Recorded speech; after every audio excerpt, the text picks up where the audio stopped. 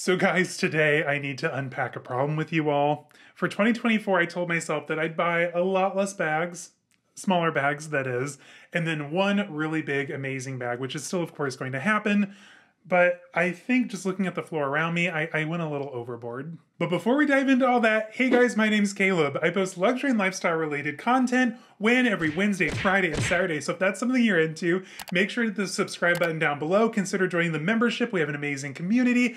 Members Meetup is coming up in a few months, and I am literally oh so excited. But what are we going to be talking about today? Because, you know, there are some undertones of luxury overconsumption at play here, which, hi, my name's Caleb. I'm very guilty of that. But this year, like, I had planned to go into this with, like, you know, like, I didn't really want to declare it like a low buy, no buy year, but I was like, I'm gonna buy like 5 or 6, you know, like nice enough bags, and then another big H or Chanel purchase where still, that's another video for another day, but I'm kind of leaning one way over the other. No surprise there. You know what? I was thinking like, you know, okay, you know, I didn't do too bad this year. And then I did the live sale recently, and that kind of made me take stock in everything I've purchased so far. And yeah, I did do pretty bad so far this year. It's only June, and I think I have like 14 bags to show you today. I have another 4 on the way, and then another one later at the end of the year, plus my big H purchase, or Chanel. I don't want to spoil that for anybody. Okay, I've been a little overboard. So today we're going to be kind of recapping everything that I've purchased so far for 2024. What are my plans moving forward? Is there another live sale coming up? I don't know. So we kicked off the year with a bag that I've wanted for a very long time. I actually purchased this back in December, didn't share it until January because I wanted to kick off with the right handbag.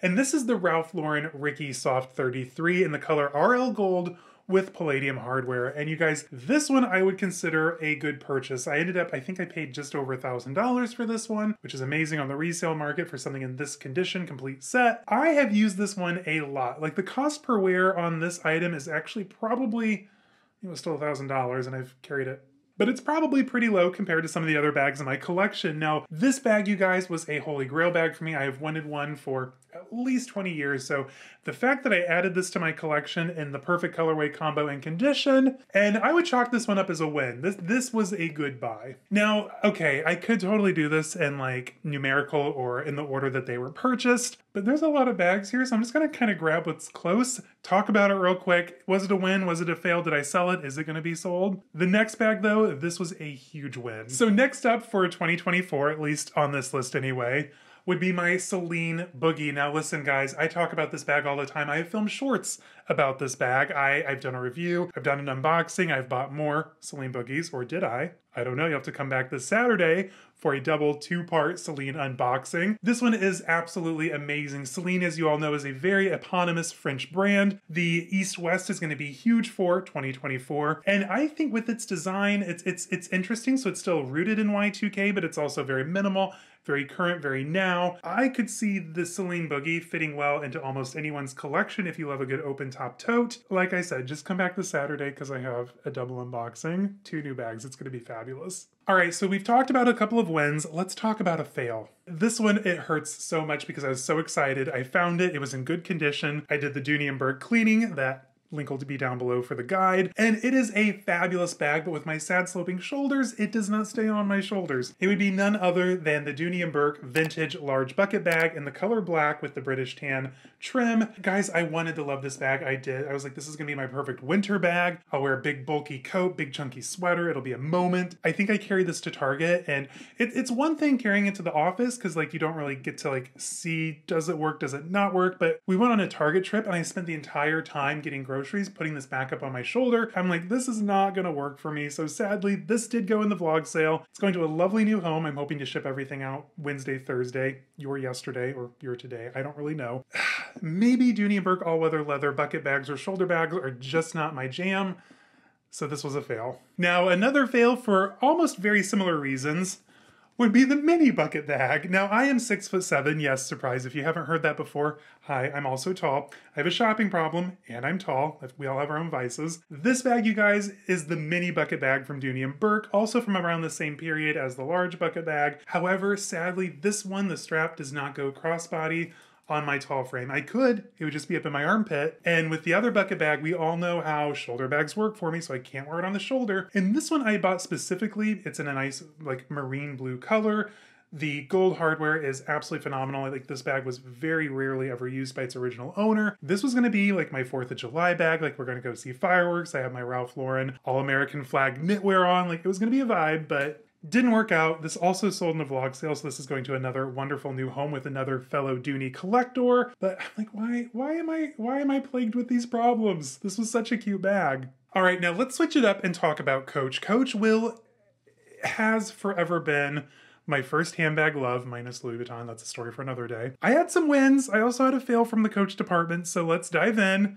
Let's kick it off with my very first Rogue. Now this one, you guys, I saw at the Rosemont outlet. It was just sitting up there on the top shelf. It was beautiful. It was a moment. I told my husband, I'm like, I don't know how much that cost, but that's coming home with us. Like no ifs, ands, or buts. Like I have always wanted a Rogue, and my husband made a very good point. Like for me to have a Coach Rogue in my collection, it would need to be something very unique in order for me to carry it. Like if I had just like a plain leather Rogue, like I don't know, size 30, 35, whatever, however they size them, I would probably just reach for my Birkin or my Kelly. And now because this one is so unique, this is a hair on hide which has been dyed to look like zebra hair. This one I'm going to get a lot of use out of. I think this is going to be the perfect summer into fall brunch bag.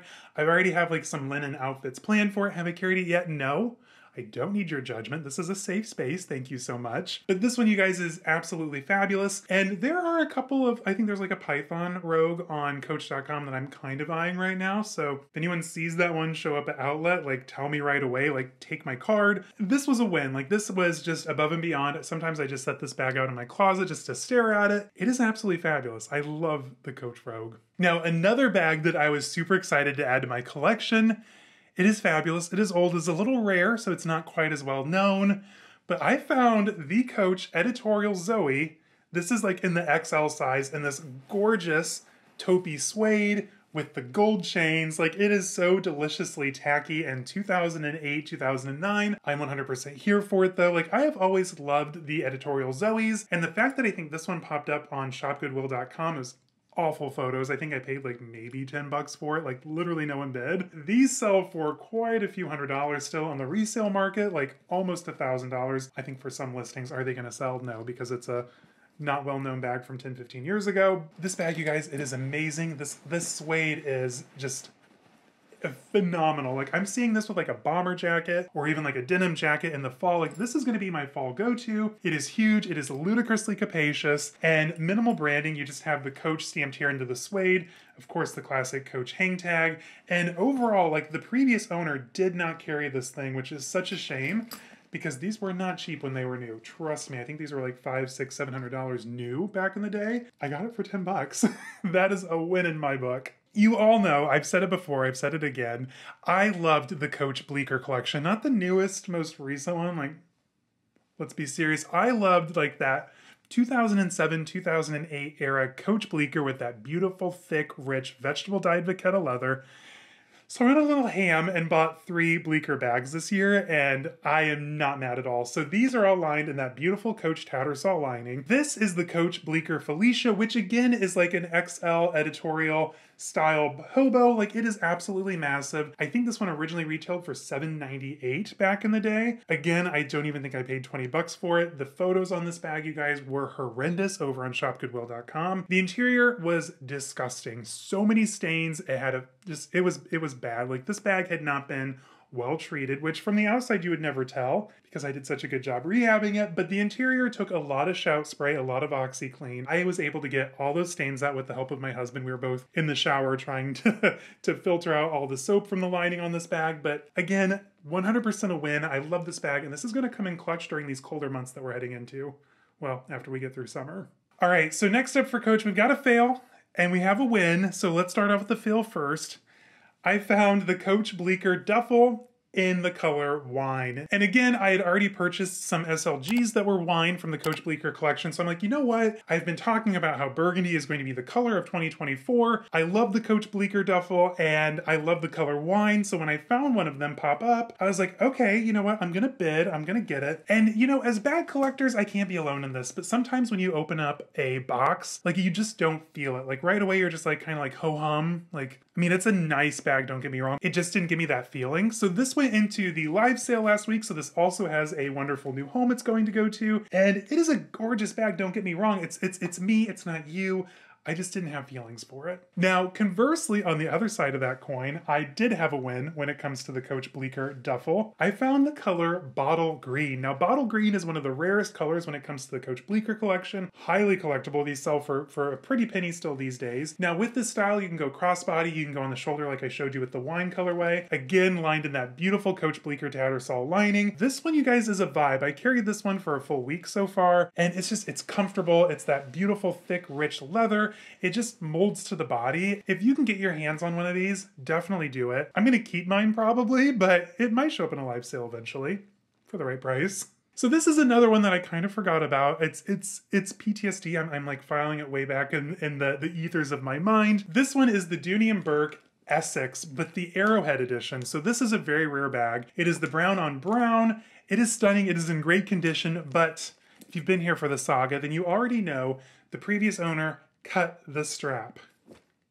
Like, this should be crossbody. I am 6'7". It will not crossbody on me. So yes, this one went into the sale, sadly. I thought I'd have the patience and be able to find the matching strap, the matching duck fob, and the little leather tab it goes on. But you know what, guys? I just don't have the patience. And so a lovely individual has purchased this, and it's gonna go live in a new home here shortly. All right, last but not least, we have two very collectible bags that I have been searching for years. Like the obsession with these two bags is so real. If you were here a couple of years ago, we went on a whole odyssey with Poshmark and how I got scammed over there trying to buy this bag. And I think in the end, it really worked out well because I was able to get the Marc Jacobs Blake multi-pocket hobo in the color taupe. And I believe this is from autumn winter 2007. You can tell because of the reddish brown edge coating here on the pockets. Now this bag is from that eponymous scene in The Devil Wears Prada when Andy is meeting up with her incredibly toxic friends, handing out all the gifts that Miranda Priestley didn't want. And this bag was shown, and I think it was the color turquoise. Ever since then, like, I've loved that bag. I've wanted that bag. Finally, after, committing to searching for a couple of years, I was able to find it in near mint condition on shopgoodwill.com, I might add. I might have paid $50 with shipping. This was originally a $900 bag. Hello, that's a win. All right, guys, let's end this one with the biggest win of them all. Again, from The Devil Wears Prada. I don't know what that film and Sex and the City, like I have to collect all of the bags in those multimedias. But this bag, this took years to find. Now, this was from, I think it was autumn winter 2005. It's shown in Prada Marfa. I have a photo of it in the library here in my home. This bag has it has been ingrained in me ever since Miranda Priestley walks across the screen into the runway offices toting this amazing Prada bag from the opening sequence. I was finally able to add the Prada Spazzolato frame bag in the same color. I think this is in the Quarzo. It's finally mine after years of searching. This finally popped up on the RealReal. Immediately, this is one of those things my husband understood. Didn't really have to ask, didn't really have to talk about it. I just said, hey, the bag that I've looked for well over a decade finally showed up. I'm gonna buy it. And I did, and it is here in my collection. I think I got really lucky with a very good example. I need a little spot of leather glue just to fix the turret here on the clochette, but overall this is a stunning bag. I love the little fish mouth opening. It just opens to a gorgeous cream leather interior. And this is gonna be a vibe for dinners, especially as we get into summer. This is gonna look amazing with a big fur coat, faux fur, in the winter time. I think this was a big thing to check off of my designer bag wish list, if you will. All right, and with the exception of 4 or 5 other bags that I haven't shown you guys yet, that wraps up everything I've bought so far for 2024. Have I bought a lot more than I actually intended to? I think I didn't want to add more than 10 bags. Don't go back and rewatch my 2024 bag resolution video, because I don't think I stuck to it. That's why I came out with the video wish lists and low buys are bullshit, because here we are. Like I said, I wouldn't buy these things, and I have way too many. Let me know in the comments, do you intend to not buy that many bags? Did you buy that many bags? What has your 2024 looked like? Am I alone in this? Have I just gone super overboard? But to be honest, a lot of the things that I've purchased were huge ticket wish list items for me that I've been searching for a while, or I found really good deals on them. So the temptation is really all, it is a danger zone out there. But let's get a conversation going down in the comments. Until next time, stay safe, have fun. I'll see y'all in the next one. Bye-bye.